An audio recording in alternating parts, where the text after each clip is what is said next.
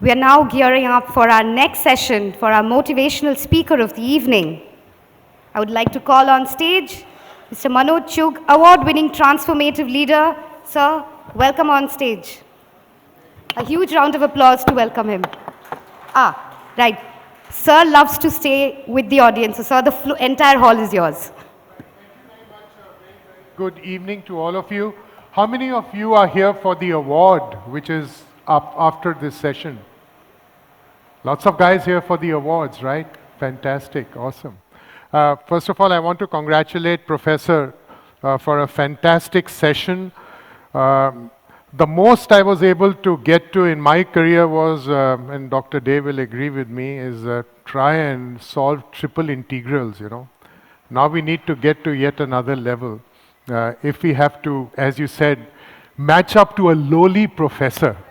So really like your humility out there, ma'am.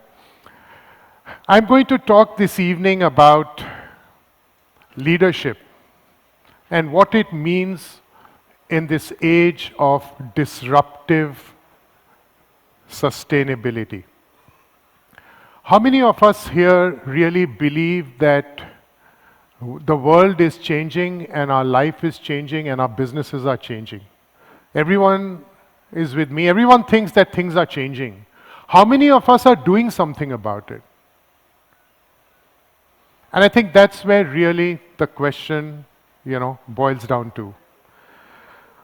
I want to spend the next few minutes in sharing a true real life story, a chapter from my own career. As many of you know, I started my career here in this beautiful city and I learned a lot here. And many of the lessons that I applied in later years were from this wonderful city. Last year, I remember when I spoke, I shared 3 stories with you, 3 learnings from this city.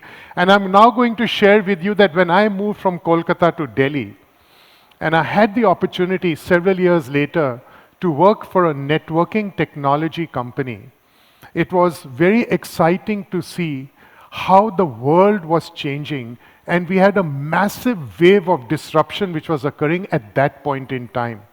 I am going back to the time of the very first INFOCOM. And if we go back in history, Dhruvoda, which year was the first INFOCOM? 2002. How many of us were around working in 2002? What was happening in 2002? Just go back. 2002, INFOCOM, the first version was happening here. But what else was happening around us in terms of technology? Anyone? Remember?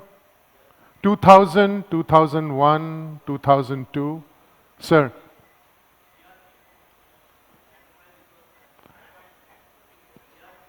Mobile had happened before that, right?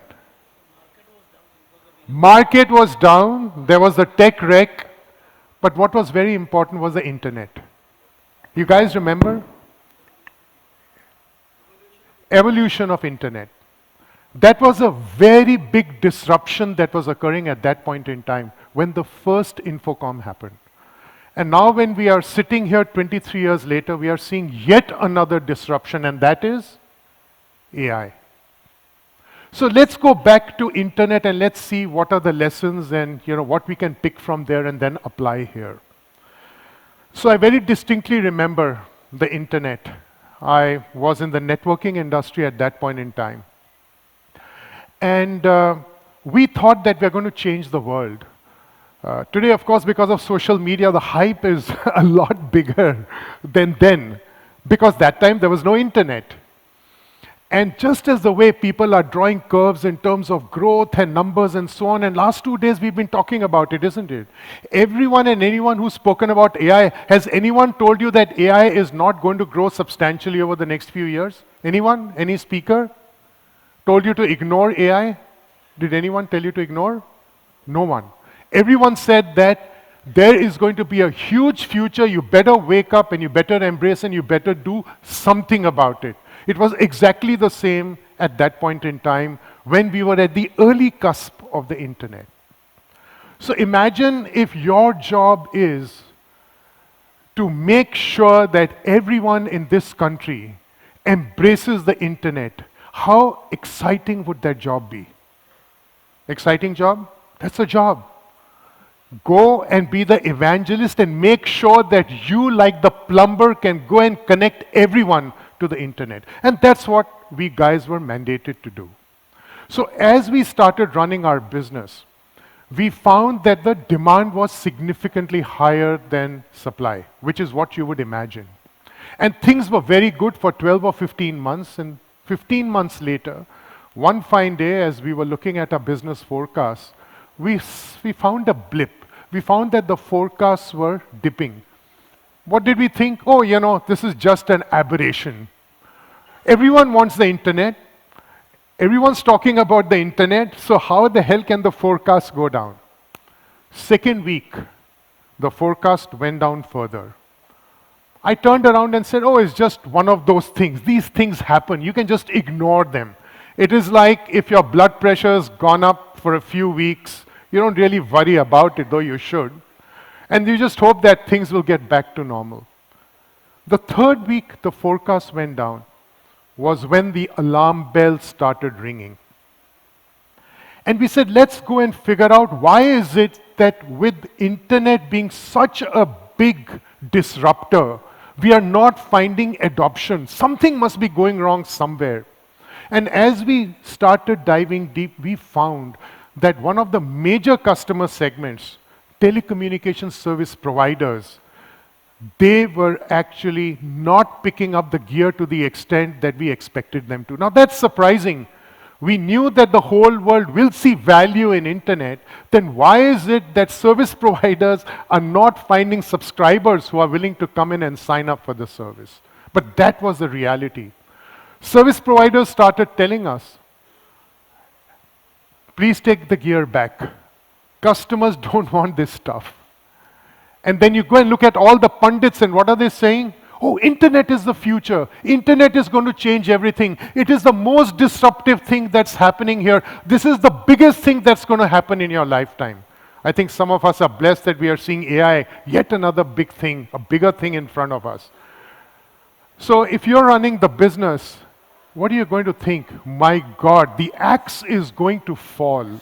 And therefore, there is something we need to do very, very quickly before things go south. And we turned around and said, you know what? We need to change the game if this has to succeed. How do we drive up adoption? How do we make sure that more and more customers, consumers, mid-sized businesses understand the value of internet? All of you agree with me, internet is disruptive? Why is it disruptive? It changes everything, right? It has huge impact on society. It has a huge impact in terms of the economy. Every aspect of human existence, the way you work, live, play, learn, gets impacted by internet. So it's truly, absolutely disruptive. You agree with me? So why is it that the adoption was so low? Why is it that people were not embracing internet? Why is it that there was almost like business stalling?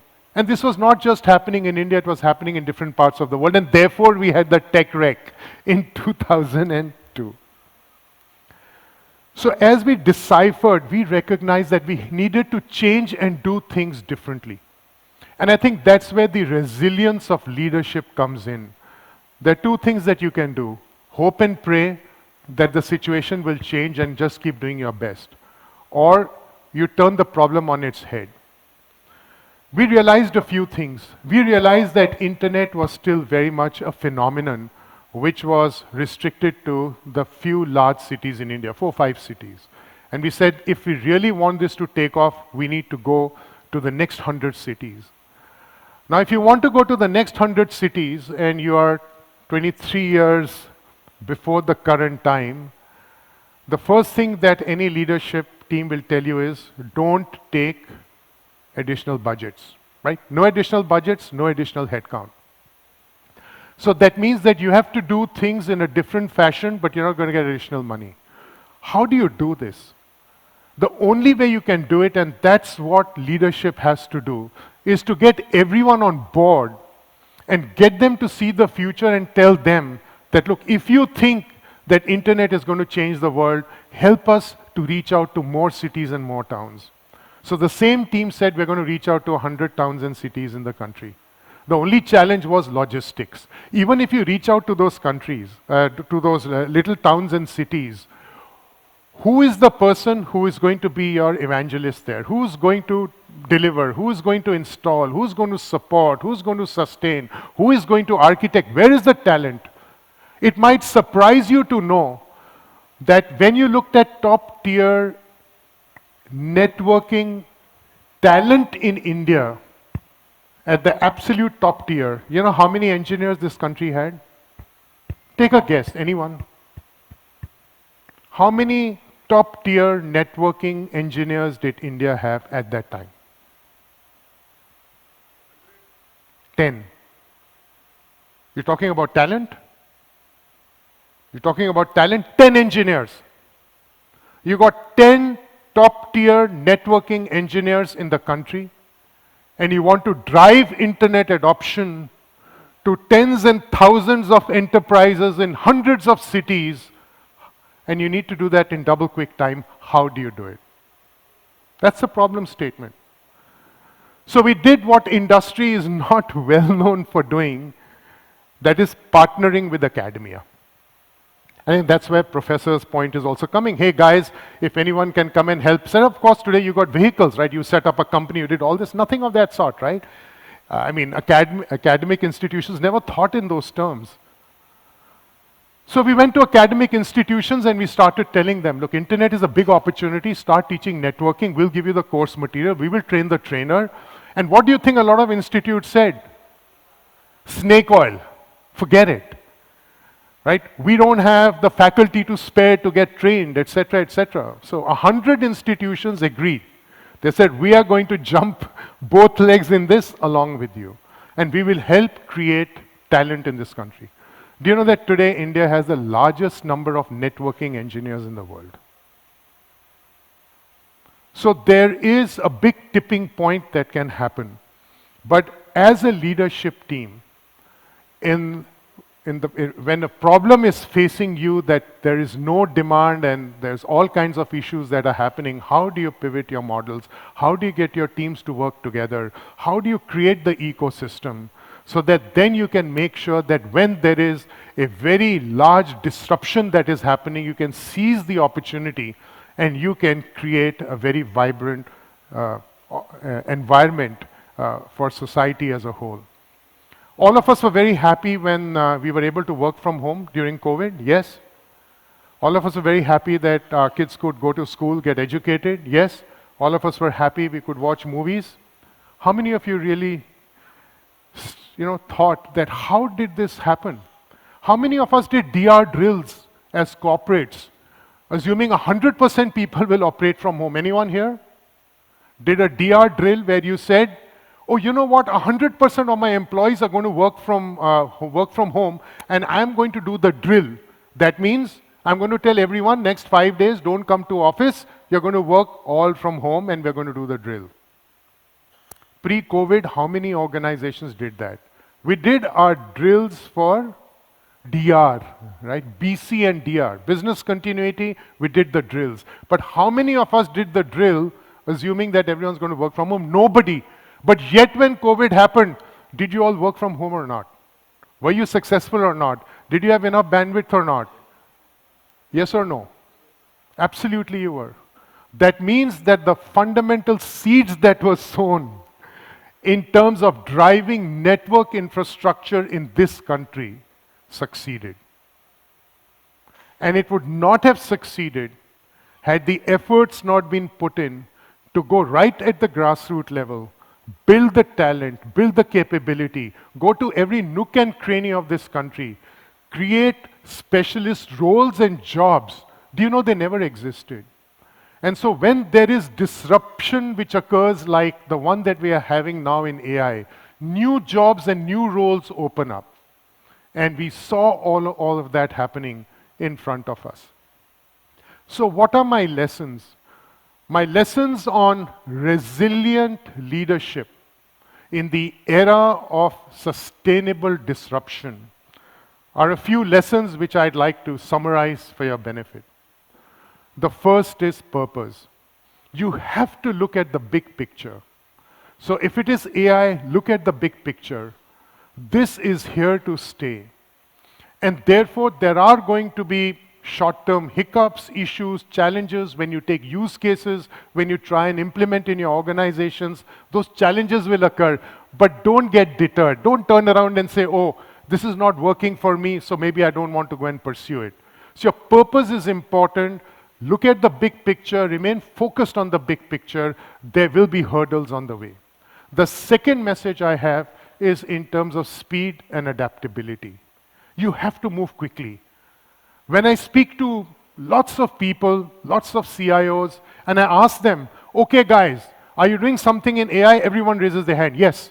My next question to them is, have you got use cases? We are thinking some experiment here, there. Okay, great. Thank you for saying that. Tell me how many of you are willing to get up and share your use cases.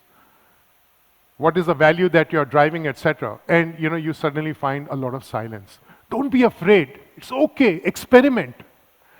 If this country had 10 networking engineers and today we have the largest number of networking engineers in the world, we have to start somewhere. We can't turn around and say we got nothing, we can't start anywhere. I don't know which use case, what, and so on. So please, speed is important. Adaptability is important. You will take a use case, it won't work, move to the next one. The third lesson which I learned, which I'd like to share with you, is emotional resilience. Ability to remain calm. When my business was going down the toilet, rather than turning around and saying, I'm going to accept inevitable failure, we turned around and said, we're going to go directly to the market and we're going to open it up and we're going to create huge amount of talent pools in this country so that we can drive adoption within the smallest towns and cities and get everyone to understand the value, because this disruption is huge and it's going to make a big impact for everyone in society. So we need to absolutely exhibit emotional resilience, which is also about empathy. How many of us get frustrated? We get into projects, they're not working, we lose our calm, we yell at our teams, we are human beings. So emotional resilience is incredibly important. Remain calm because you know you're on the right journey. There are going to be issues, there will be challenges, but we might fail. My fourth lesson was you can't do everything alone. You need partnerships. You need to build an ecosystem. In my case, whether it was academic institutions at one end, whether it was going and talking to hundreds of entrepreneurs across the length and breadth of India. 12 months, we reached 100 cities. We worked with 2,000 organizations which had never heard the word networks. And they made the magic happen. So working with passionate entrepreneurs on the ground can help open and create an ecosystem. So look at partnerships. You don't have to be alone. Create an ecosystem. You're going to succeed. My last mantra was, don't look for recognition. Don't do this because somebody is going to give you a medal. Don't do this just because you will get a promotion. Don't do this because the government of India is going to bestow some award on you. When you're in the corporate world, what is the best award that you get? You get to retain your job. That's the best award. Because if you don't deliver, what happens to you? Next time there is a RIF, you know what's a RIF, right? Reduction in workforce, your name will be on top of the list. So our award and reward in the corporate world is to get to keep your job. So don't look for any spotlight. Just make sure that you contribute in a positive fashion, and you will have the tremendous satisfaction that you have moved the needle and you have gone a long way. I'll be very happy to take a few questions before I hand it back, because I know we got a very exciting session after this one. So happy to take any questions.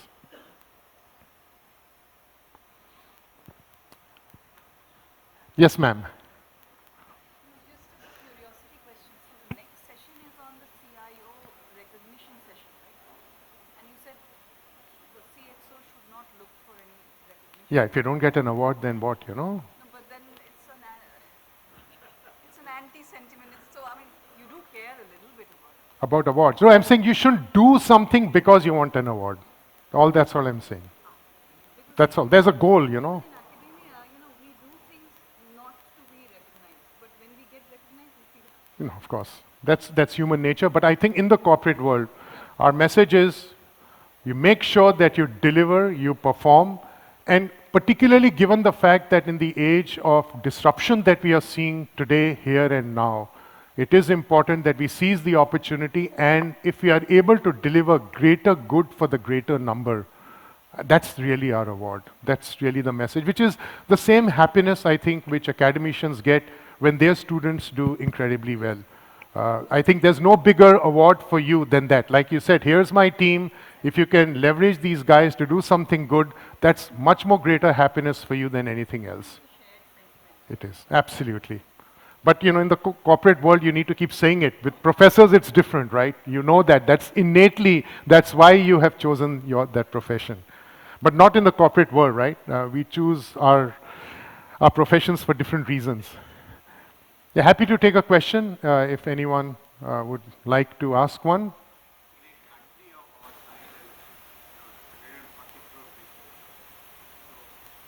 Statement is correct. What you said is that we have to keep our job on, but the people who are really creative, who can pave this path, they will make wealth. That's what is their award and recognition, which is Not necessary, sir. Not necessary. I can tell you that. It's not true. It's a sadhana for many, you know. Even in the corporate world, we may wear a suit and a tie, but we are on our own journeys. Money is not the...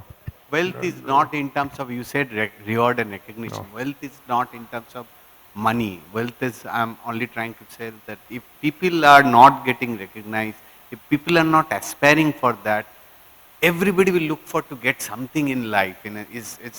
Job is important for 140 crore country. We've got so many people, and if they can be coached with some digital platform, they can get transformed and they can become useful any day and they can compete with you. Today we see from the village, a lot of people from the remotest part of the country who are not competing. They are coming up and saying they are getting into IITs and all. We are seeing this challenge. Absolutely. But I'm only trying to tell that people will look for something. That if that is not their mind, how do you keep it? Very well said. I just want to quote a true story. There was a colleague of mine who worked with me, and one day we were doing his appraisal discussion.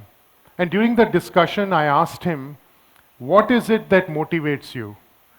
And he said that, look, what motivates me is to work with you. I said, I never thought that any guy would ever say that to me. He said, because you're a very tough boss, and you make my life miserable, and you keep challenging me. And he said, the only reason I came into this organization was to work for you because this is an important part of my spiritual journey. Because I want to become a better human being. And he said, if I have to become a better human being, I want somebody to really challenge me, really push me. So that was his goal. He never came and said in the appraisal, I want a good rating or bad rating. He says, keep doing what you are doing, make me a better human being. So everyone has a different goal as an individual. Just because you're in the corporate world, we cannot stereotype and say everyone wants money. Everyone wants to create wealth. Everyone wants stock options. No. Engineers will come and tell you, I don't want a stock option. Give me a great project to work on. Can I go and connect India?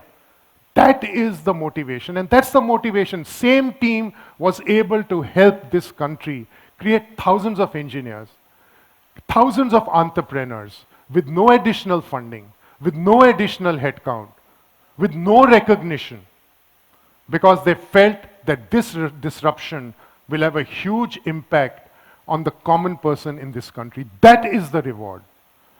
My reward is if everyone during COVID was able to work from home, the seeds that we had planted were good seeds. Otherwise, you would not have seen the tree that day. And I think there's no bigger reward than that. On that happy note, before I am thrown off and out, a big thank you to you. Congratulations to all the winners, and appreciate your time this evening.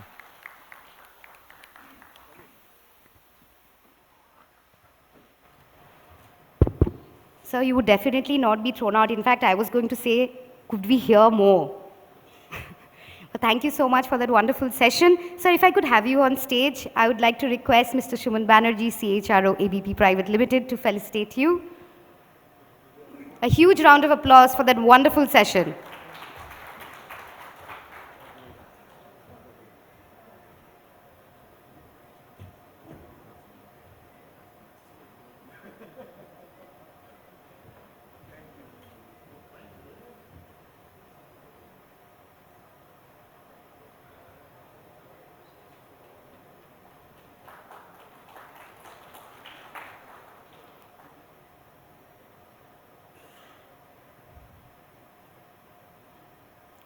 Thank you so much, sir.